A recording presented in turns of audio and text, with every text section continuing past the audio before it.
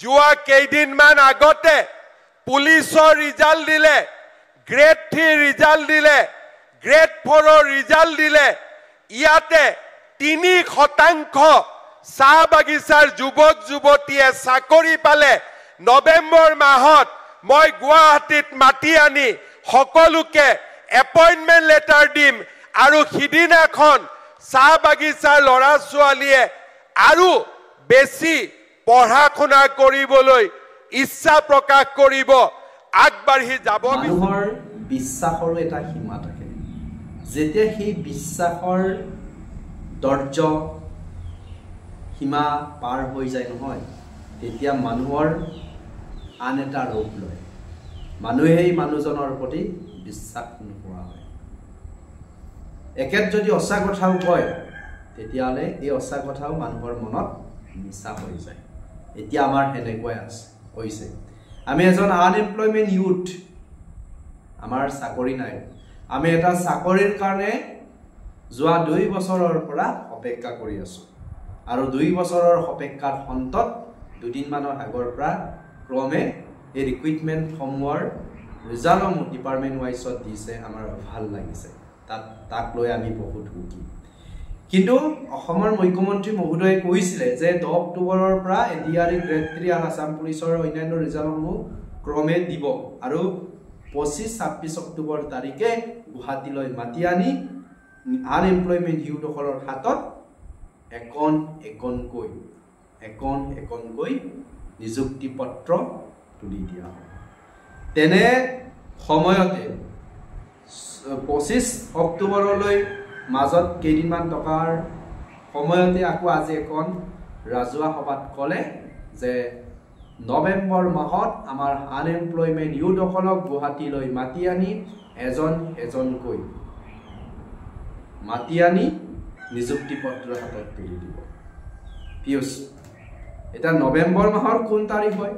নৱেম্বৰতো মই জানো, নৱেম্বৰ মাহটোৱে 1, 2, 3 এনেকৈ 10 তাৰিখ হ'ব পাৰে, 30 তাৰিখ হ'ব পাৰে, 5 তাৰিখ হ'ব পাৰে, 15 তাৰিখ হ'ব পাৰে। কিন্তু নৱেম্বৰ মাহত যদি আকৌ কয় যে ডিচেম্বৰ মাহত দিয়ে, তেতিয়াহ'লে মই ক'ম যে নৱেম্বৰ মাহৰ 45 তাৰিখে দিবনে নে নৱেম্বৰ মাহৰ 90 তাৰিখে দিব, মোৰ ডাউট হয়। আমাৰ 25 অক্টোবৰ বা 26 অক্টোবৰত দিব নোৱাৰে বা বিভিন্ন ডিপাৰ্টমেণ্টৰ কিছুমান কাম থাকে, ইমান ছাডেনলি ৰিজাল্ট দিয়াৰ পিছত তোমাৰ নিযুক্তি দিব নোৱাৰে, এইখিনি মানি ল'ব পাৰোঁ।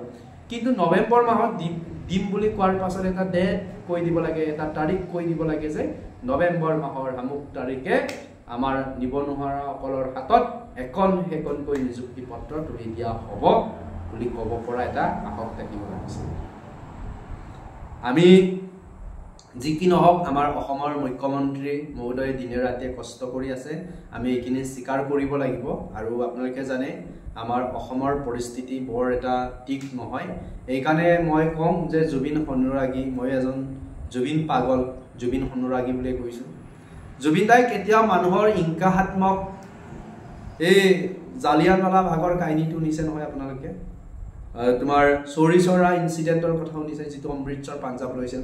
তেনেকুৱা হিংসাত্মক ঘটনা কেতিয়া আশা কৰা নাছিলে, হিংসাত্মক কাম কৰাটো জুবিন দাই বিচৰা নাছিলে। কিন্তু তেনেধৰণৰ কাম আমি কৰিব নালাগে, আৰু আমি কৰা মানে চৰকাৰক পিছুৱাই দিয়া।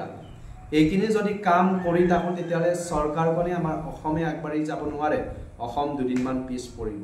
তথাপি আমি ক'ব লাগিব, আমি চিঞৰিব লাগিব, জাষ্টিছ ফৰ জুবিন দা, জুবিন দাক জাষ্টিছ লাগিব। চ' এইকাৰণে কওঁ, এইখিনি হোৱাৰ মাজতে জুবিন দাক আমি ন্যায় বিচাৰিব লাগিব আৰু আমাৰ কাৰণে আমি নিযুক্তি পত্ৰ লোৱা ক্ষেত্ৰতো আমি আগবাঢ়িব লাগিব। চ' আমি যাতে নৱেম্বৰ মাহত পাওঁ নিযুক্তি, লাগিলে নৱেম্বৰ মাহৰ 20 তাৰিখে হওক বা 30 তাৰিখে হওক, কথা নাই, যাতে এটা স্পষ্ট তাৰিখ এটা দি দিব লাগে যে নৱেম্বৰ মাহৰ আমুক তাৰিখে এপইণ্টমেণ্ট দিব। আৰু বিশ্বাস আছে ইলেকশ্যনৰ লৈ নাপায়গে এই নিযুক্তি প্ৰক্ৰিয়াটো নৱেম্বৰ মাহৰ মই ভাবোঁ 20 তাৰিখৰ ভিতৰতে গোটেইখিনি সম্পূৰ্ণ কৰিব। Thank you so' much.